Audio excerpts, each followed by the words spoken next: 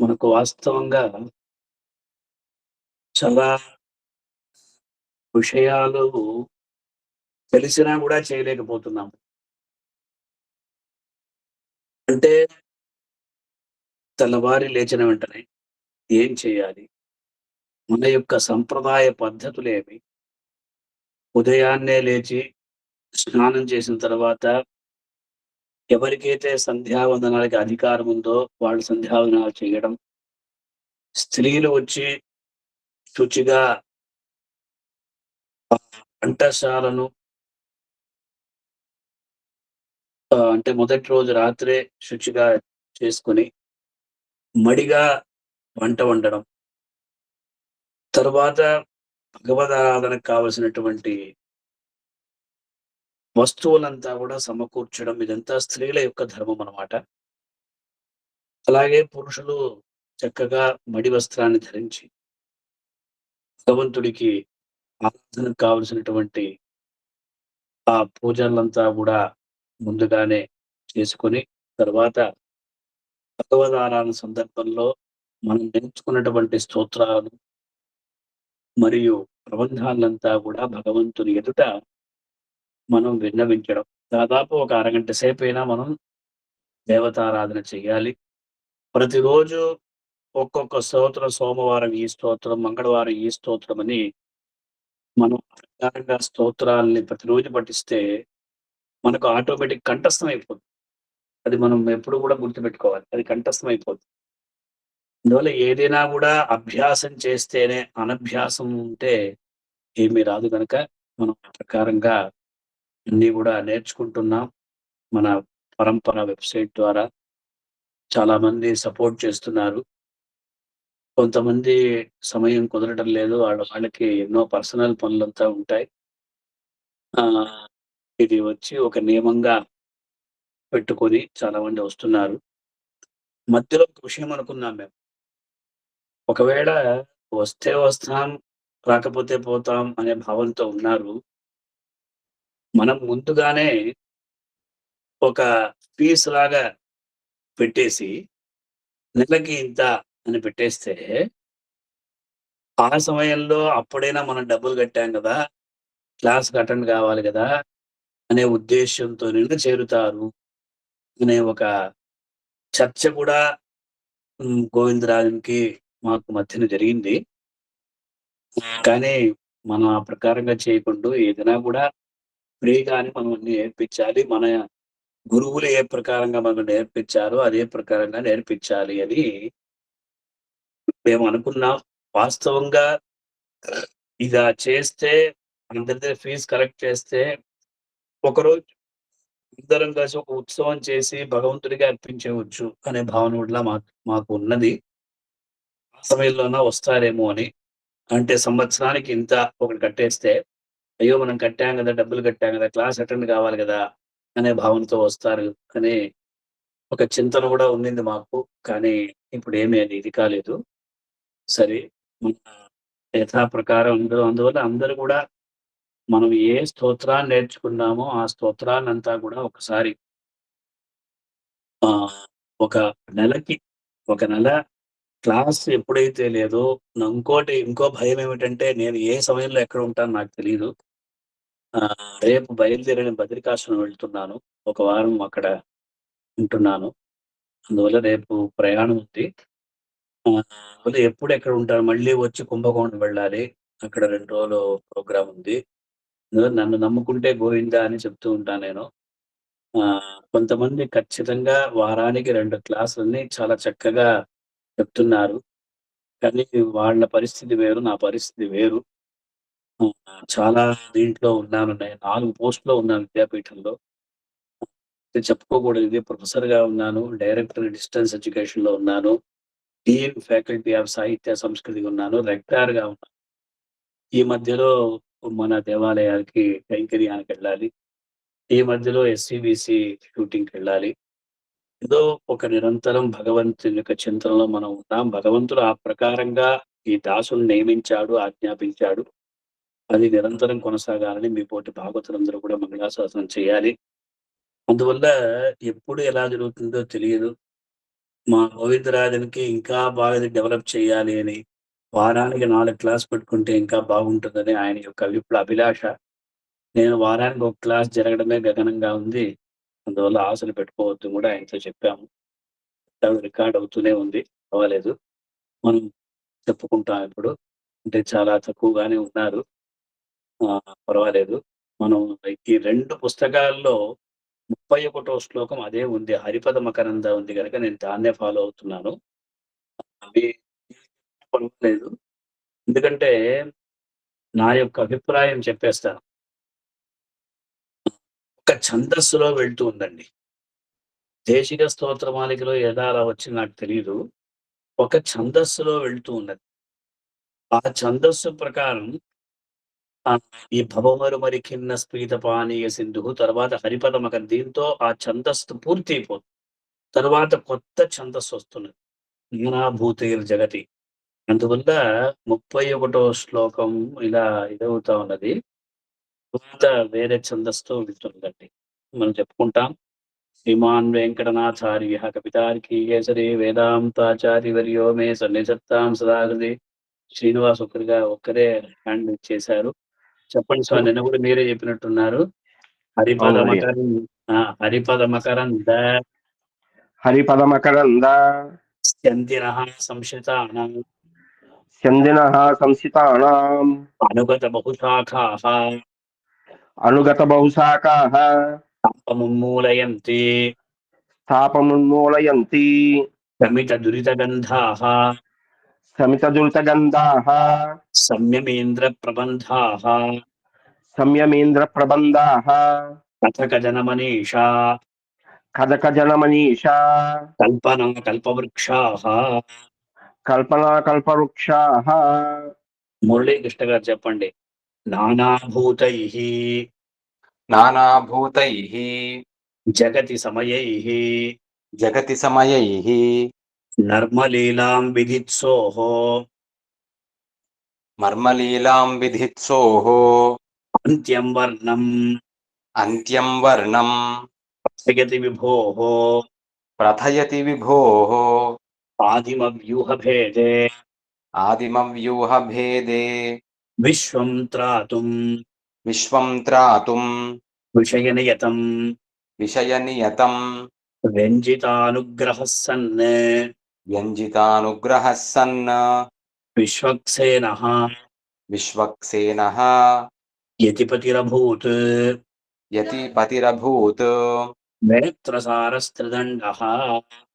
వేత్రసారస్త్రిదండః. Next విజయ గారు చెప్పండి. లక్ష్యం బుద్ధే లక్ష్యం బుద్ధే రసికరసన లలిత రసన రసికరసన రసిక రసన లాస్యలీలా నిదానం లాస్య లీలా నిదానం శుద్ధాస్వాదం శుద్ధాస్వాదం కిమపి జగతి కిమపి జగతి శ్రోత్ర దివ్యౌషధం నః శ్రోత్ర దివ్యౌషధం నః లక్ష్యాలక్ష్యైః లక్ష్యాలక్షైః స్థితజలధివత్ స్థితజలధివత్ భాతి తాత్పర్యరత్నైః భాతి తాత్పర్యరత్నైః లక్ష్మీకాంత లక్ష్మీకాంత స్ఫటికముకురో స్ఫటికముకురో లక్ష్మణార్యోపదేశః. లక్ష్మణార్యోపదేశః. గోదా గారు చెప్పండి. స్థితిమవధీరయంతి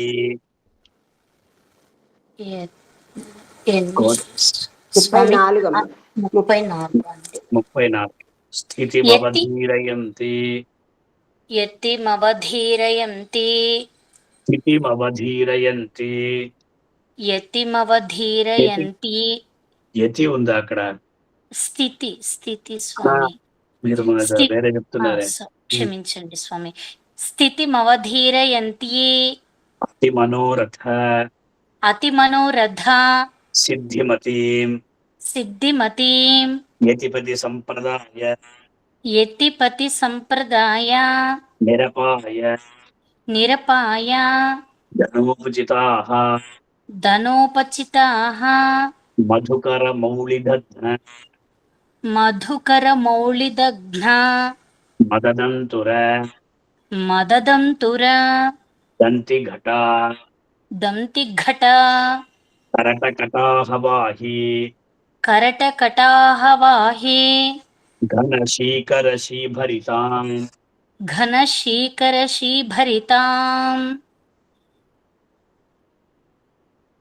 అట్లే కంటిన్యూ చేయండి.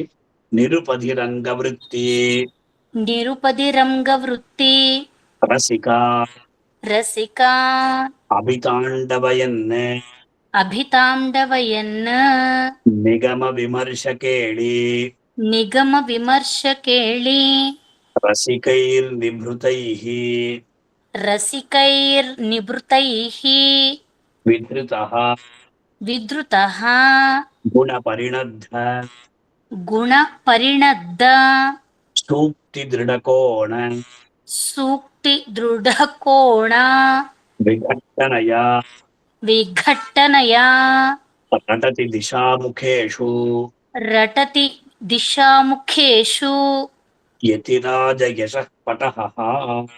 యతిరాజ యశఃపటః. మురళీకృష్ణ గారు చెప్పండి. ఇదం ప్రథమ సంభవత్ ఇదం ప్రథమ సంభవత్ కుమతిజాల కుమతిజాల కూలంకషాః కూలంకషాః మృషామత విషానల మృషామత విషానల జ్వలిత జీవ జ్వలిత జీవ జీవాతవః జీవాతవః శరంత్యమృతమక్షరం శరంత్యమృతమక్షరం యతి పురందరస్యోక్తయః యతి పురందరస్యోక్తయః నిరంతన సరస్వతి చిరంతన సరస్వతీ చికురబంధ సైరంధ్రికాః. చికురబంధ సైరంధ్రికాః. శ్రీనివాస్ గారు సుధాసన సుదుర్గ్రహ సుదాసన సుదుర్గ్రహ శృతి సమష్టి శృతి సమష్టి పుష్టింధయః ముష్టిందయః భవమసౌ కథావహమసౌ గతాం గతాన్ కపట సౌగతాం కపట సౌగతాన్ ఖండయన్ ఖండయన్ మునిర్మనసి లక్ష్మణః మునిర్మనసి లక్ష్మణః ముదముదంచయతి ముదముదంచయతి అంజసా అంజసా ముకుంద గుణమౌక్తిక ముకుంద గుణమౌక్తిక ప్రకర శుక్తిభిః సూక్తిభిః ప్రకర సూక్తిభిః సూక్తిభిః. దేవకి గారు చెప్పండి. కపర్ది మతకర్దమం. దేవకి గారు గేరు మా దేవకి గారు లేరా? విజయ గారు చెప్పండి. కపర్ది మతకర్దమం. ఎవరు చెప్తున్నారు? స్వామి లేట్ అయింది స్వామి. చెప్పండి చెప్పండి మా. కపర్ది మతకర్దమం అపర్తి మతకర్తమం కపిల కల్పనా బాగురాం కల్పనా బాహునాం దురత్యయమతీత్య తత్. స్వామి? దురత్యయం 38వ శ్లోకం మా. దురత్యయం దురత్యయం అతీత్య అతీత్య తద్రుహిణ తద్రుహిణ తంత్రయంత్రోదరం కాంతయంత్రోదరం కుదృష్టి కుహనాముఖే దృష్టికుహనా ముఖే నిపతతః నిపతతః పరబ్రహ్మణః పరబ్రహ్మణః కరగ్రహ విచక్షణో పరగ్రహ విచక్షణో జగతి లక్ష్మణోయం మునిః. యతి లక్ష్మణోయం మునిః. విజయ గారు చెప్పండి మా. కణాద పరిపాటిభిః కణాద పరిపాటిభిః కపిల కల్పనా నాటకైః కపిల కల్పనా నాటకైః కుమారిలకు భాషితైః కుమారిలకు భాషితైః గురు నిబంధన గ్రంథిభిః గురు నిబంధన గ్రంథిభిః తథాగత కథాశతైః కథాసతైః తదనుసారి తదనుసారి జల్పైరపి జల్పైరపి ప్రతారితమిదం జగత్ ప్రతారితమిదం జగత్ ప్రగుణితం ప్రగుణితం యతీంద్రోక్తిభిః. యతీంద్రోక్తిభిః. మురళీకృష్ణ గారు చెప్పండి. కథా కలహ కౌతుక కథా కలహ కౌతుక గ్రహగృహీత గ్రహగృహీత కౌతస్కుత కౌతస్కుత వృథా జలధి సంప్లవ ప్రథా జలధి సంప్లవ గ్రసన కుంభ గ్రసన కుంభ సంభూత సంభూతయః జయంతి సుధియః జయంతి సుధియః యతి క్షితిభృత్ యతిక్షితిభృత్ అంతికోపాసన అంతికోపాసనా ప్రభావ పరిపత్రిమ ప్రభావ పరిపక్రిమ ప్రమితి భారతీ సంపదః ప్రమితి భారతీ సంపదః. కవితార్కే సంహాయ కళ్యాణ ప్రసాదే వెంకటేశ్వర. ఇప్పుడు 38వ శ్లోకం ఒకసారి చూస్తాం. కపర్తి మతకర్దవం కపిల కల్పనా వాగురాం దురత్యయమతీత్యతద్రుహిణ తంత్రయంత్రోదరం కుదృష్టి కుహలాముఖే నిపతతః పరబ్రహ్మణః కరగ్రహణ విచక్షణో జగతి లక్ష్మణోయం ముని. అద్భుతమైనటువంటి శ్లోకం ఇది. భగవద్రామానుజుల వారు ఏ ప్రకారంగా అన్ని మతాల్ని కూడా ఖండించారు. ఇక్కడ తమిళ వాళ్ళు ఎంతమంది ఉన్నారు? తెలుగే చెప్తే సరిపోతుందేమో. తమిళ వాళ్ళు వసుమతి తమిళ్ దానే அடியேன் ஆமா ஆமாமாமா விஜயா கார்கள். நீங்க ஒருத்தர் தான் தமிழ் நினைக்கிறேன். ஒன்லி 1%. உங்களுக்கு தெலுங்கு புரியுமா? கொஞ்சம் கொஞ்சம் புரியுமாமா. நான் வந்து கர்நாடகால இருந்ததுனால கொஞ்சம் புரியுமே தவிர எனக்கு நன்னா பேச வராது. சரி, இது ஒரே ஒரு ஸ்லோகம் தான் இன்னைக்கு சொல்ல போறேன். ఆశ్చర్యமான శ్లోకం అది. తెలుగులే சொல்றேன். కపర్తి మత కర్దమం అని చెప్పినప్పుడు యతిరాజులు ఏ ప్రకారంగా ఈ మహోపకారాన్ని చేశారు అంటే భగవద్రామానుజుల వారే విశిష్టాద్వైత సిద్ధాంతాన్ని స్థాపించారు అని మనం అనుకుంటూ ఉన్నాం.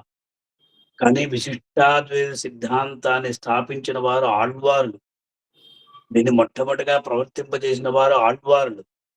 దాని తర్వాత క్రమంగా అది విశ్వక్సేనులు, నమ్మాళ్వార్లు, ఆడవందార్, ఇలా వరుసగా నాథముని, ఆడవందాలు, ఉయ్యకొండ ఇలా వచ్చి భగవద్రామానుజుల దగ్గర వారికి వచ్చి చేరి భగవద్రామానుజుల వారు ఈ మతాన్ని చక్కగా విస్తరింపజేశారు, దృఢపరిచారు. అంటే విస్తరింపజేసినటువంటి ఈ మతాన్ని, విశిష్టాద్వైత సిద్ధాంత మతాన్ని చక్కగా నిలబట్టిన వారే వేదాంత దేశికుల వారు. ఇందులో ఎటువంటి సందేహం లేదు. దేశికుల వారు లేకపోతే విశిష్టాద్వైత సిద్ధాంతమే లేదు. అందువల్ల దేశికుల వారు భగవద్రామానుజుల వారి యొక్క వైభవాన్ని ఎంతో చక్కగా తెలియజేస్తున్నారు. శైవ మతం ఉంది, శైవులు ఉంటారు, సాంఖ్యులు ఉంటారు, శేశ్వర సాంఖ్యులు ఉంటారు, ఇలా ఎంతో మంది ఉన్నారు. వాళ్ళందరూ కూడా ఆ కాలంలో బ్రహ్మసత్యం జగన్మిథ్య అని తెలియజేసినటువంటి వారు శంకర భగవత్పాదుల వారు. అంటే బౌద్ధుల యొక్క విజృంభణ ఉన్నది ఆ కాలంలో. సర్వం శూన్యతత్వంగా ఉండేది. ఆ తత్వాన్ని కూడా మార్చిన వారు శంకరాచార్యుల వారు. ఒక బ్రహ్మ అనే ఒక తత్వం ఉన్నది తెలియజేశారు వారు. దాని తర్వాత ఏమైందంటే భగవద్రామానుజుల వారు బ్రహ్మసత్యం జగత్ సత్యం అని ఆళ్వారుల యొక్క ప్రబంధాలంతా కూడా స్వీకరించి వారు 9 గ్రంథాలు రాశారు. అందువల్ల ఇక్కడ కపర్తి మత కర్దమం అని చెప్పినప్పుడు శైవ మతం అనేది ఒకటి ఉంది. కపర్తి మతం అంటే శైవ మతం. ఈ శైవ మతం అనేటువంటి ఒక బురద నేల అలాగే కపిల కల్పన వాగురా అని చెప్పినప్పుడు సాంఖ్య మతస్థులు కల్పన అనే ఒక వలను వాళ్ళు తీసుకున్నారు. తద్ద్రుహిణ అన్న శేశ్వర సాంఖ్యులు ఏం చేశాడు, యంత్ర మధ్య భాగాన్ని దాటి కుదృష్టుల వంచన అనేటువంటి బిలమందు పడుతున్నటువంటి పరబ్రహ్మ యొక్క చేతిని పట్టుకుని రక్షించే సమర్థుడైనటువంటి ఈ రామానుజముని ఉత్కృష్టంగా ప్రకాశిస్తున్నారు అన్నారు. అద్భుతం చూడండి.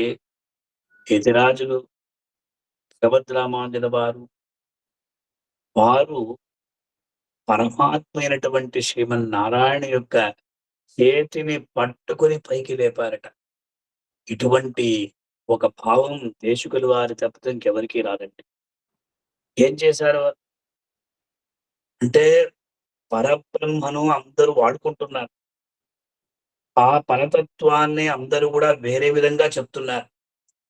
నిజంగా ఏదైతే వేదాల్లో చెప్పబడినదో ఆ విషయాలంతా కూడా దాచిపెట్టి వీళ్ళు స్వతంత్రంగా ఒక కల్పనను పెట్టుకున్నారు.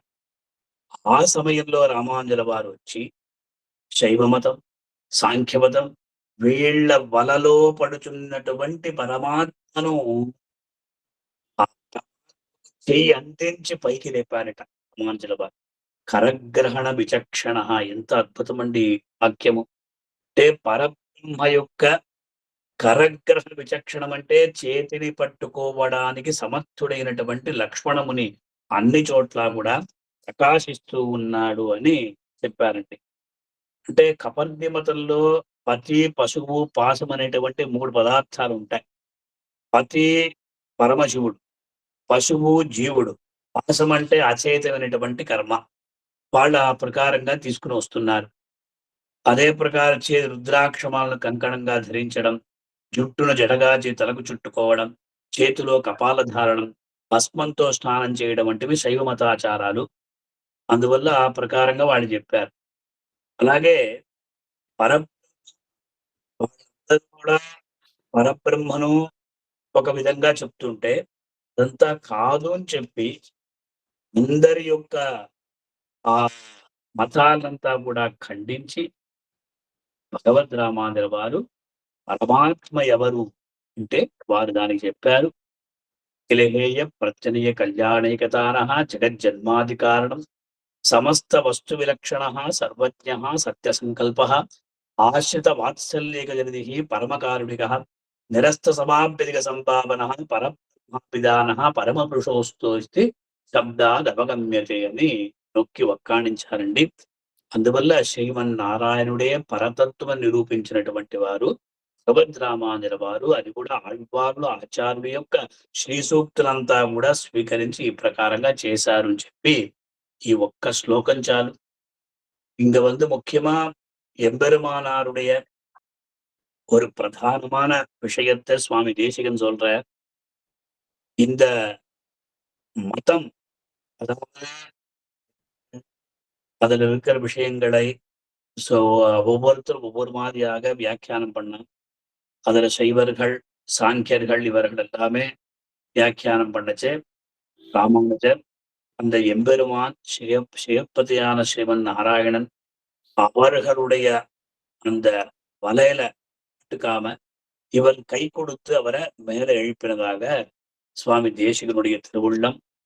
இந்த மாதிரி 39வது ஸ்லோகத்திலையும் கணாத பரிபாடிபிகி எதிராஜு எப்படி கணாதர் அப்படின்னா வைசேஷிக மதத்தை சொன்னவர், கபிலர் சாங்கிய சாஸ்திரம், பிரபாகர மீமாம்சகர், ஜெயினர், பௌத்தர்கள் இவர்களால இந்த மதம் எல்லாமே எம்பெருமானுடைய பரதத்துவம் எல்லாமே மறைஞ்சு போய் கிடந்ததான். சமயத்துல ராமானுஜர் அது இல்லைன்னு சொல்லி தன்னுடைய மதத்தை ஸ்தாபனம் பண்ணதாக இந்த ஸ்லோகம் சொல்லுகிறது. కణాద పరిపాటి అనే శ్లోకంలో కణాదుడు వైశేషిక శాస్త్రాన్ని, కపిలుడు సాంఖ్య శాస్త్రాన్ని, అలాగే ప్రభాకరుడు మీమాంసా శాస్త్రాన్ని, జైన బౌద్ధుల కథలంతా కూడా ఉన్నాయి. అందువల్ల వాళ్ళ చేత ఈ జగత్తంతా వంచింపబడిన సందర్భంలో రామానుజుల వారు శ్రీభాష్యాది గ్రంథముల చేత యథార్థ జ్ఞానం కలదిగా చేశారు. అందువల్ల రామానుజుల వారు లేకపోతే ఈ మతం ఏమైపోయిందేదో మనకు తెలియదు అని ఇక్కడ తెలియజేస్తున్నారు. ఈ ప్రకారంగా ఒక్కొక్కరు కూడా ఒక్కొక్క విషయాన్ని తెలియజేస్తూ భగవద్ రామానుజుల వారి యొక్క అంతేవాసులు ఎవరైతే ఉన్నారో వాళ్ళందరూ కూడా ఎంతో ధన్యధన్యులు అని 40వ శ్లోకంలో కథా కలహ కౌతుక గ్రహగృహీత కౌతస్కుత అనేటువంటి శ్లోకంలో అంటే భగవద్ రామాల అంతేవాసులు అంటే శిష్యులు అని అర్థం. కిడాంబియార్చాన్ని అలాగే ఎంబార్ గోవింద భట్టరు, కూరత్తాళ్వాన్లు వీళ్ళందరూ కూడా మొదలియాండాన్ వీళ్ళందరూ కూడా భగవద్ రామానుజుల వారి యొక్క శిష్యులు. వాళ్ళు ఎంతో చక్కగా రామానుజుల వారి దగ్గర ఉండి ఆ మతాన్నంతా కూడా చక్కగా నేర్చుకొని వారు తమ యొక్క ఒక ప్రబంధముల ద్వారా అంతటా కూడా ఈ మతాన్ని వ్యాపింపజేశారు అని ఈ శ్లోకం యొక్క తాత్పర్యం. மாதிரி ராமானுஜனுடைய சிஷ்யர்கள் எல்லாருமே தன்யதன்யர்கள். அவர்களாவார் கிடாம்பி ஆச்சான், அதே போரத்தாழ்வான், அதே மாதிரி முதலையாண்டான். எல்லாமே எம்பெருமானார்கிட்ட இருந்துட்டு இந்த ஞானத்தை கிரகிச்சுண்டு அங்கிருந்து தங்களுடைய பிரபந்தங்கள்னால எல்லா இடத்துக்கும் அது சேரும்படியாக செய்தனர்கள் அப்படின்னு சொல்லி இந்த மாதிரி முடிச்சுக்கிறார். అందువల్ల మనం ఈ ప్రకారంగా ఈరోజు ఆ తెల్లవారి పర్వాలు చాలా మందే వచ్చున్నారు. చాలా సంతోషం. రాత్రి అయితే ఏదో ఒక పని వచ్చేస్తా ఉంది, ఇంట్లో కొంచెం ప్రిపరేషన్ కూడా ఉంది కనుక మనం ఇంతటితో నిలుపుకుంటాం. స్వస్తి. రికార్డ్ ఆఫ్ చేయండి.